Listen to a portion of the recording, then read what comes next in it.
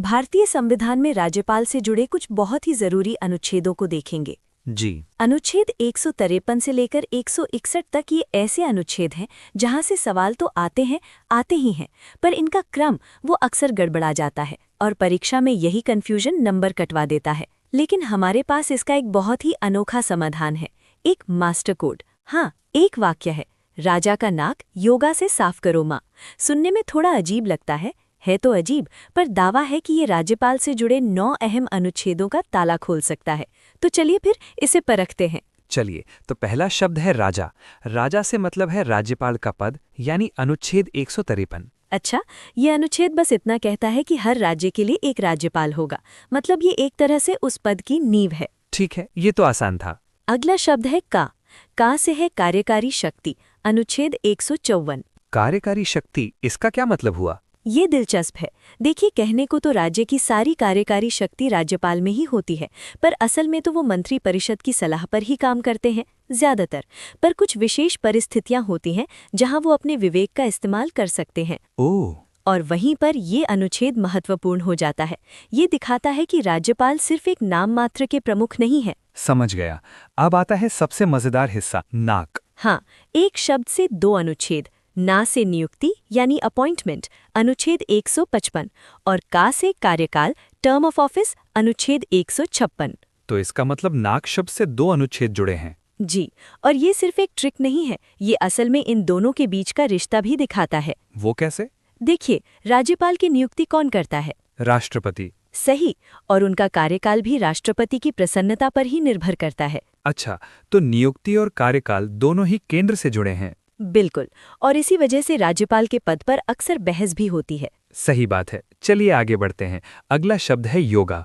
योगा से योग्यता मतलब क्वालिफिकेशंस, अनुच्छेद 157, और फिर है से यानी सेवा की शर्तें या कंडीशंस ऑफ सर्विस, अनुच्छेद 158। हाँ, मुझे ये दोनों हमेशा एक जैसे लगते हैं। इनमें क्या फर्क है? ये एक काम कन्फ्यूजन है। योग्यता बहुत सीधी है, भारत का नागरिक हो, 35 साल की उम्र पूरी कर चुका हो। ये तो एंट्री टिकट हो गया। हाँ, ये पद पाने की न्यूनतम शर्तें हैं। वहीं सेवा की शर्तें ये बताती हैं कि पद पर रहते हुए वो क्या नहीं कर सकते। जैसे कि? जैसे वो संसद या विधानसभा के सदस्य नहीं हो सकते या कोई और लाभ का पद नहीं ले सकते। अच्छा, तो एक एंट्री टिकट है और दूसरा नियम पुस्तिका। बिल्कुल, ये पद की गरिमा और निष्पक्षता बनाए रखने के लिए है। अब समझा।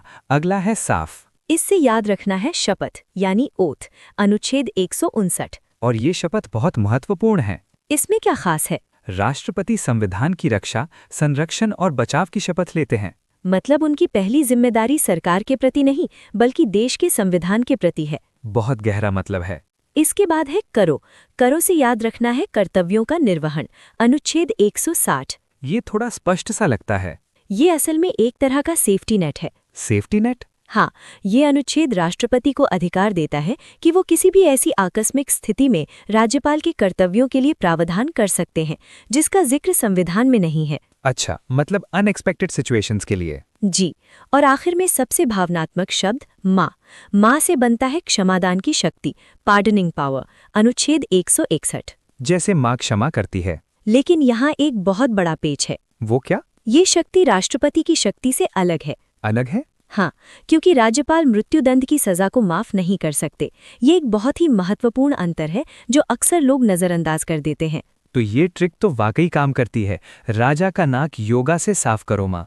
हाँ, इस एक वाक्य ने हमें 9 अनुच्छेदों की पूरी यात्रा करा दी, लेकिन जैसा हमने देखा, हर शब्द के पीछे एक गहरा संवैधानिक मतलब छिपा है। सही कहा। ये दरवाजा खोलने की चाबी जरूर है, पर कमरे के अंदर क्या है ये जानना ज्यादा जरूरी है। और ये हमें एक बड़े सवाल पर भी सोचने को मजबूर करता है कि राज्यपाल की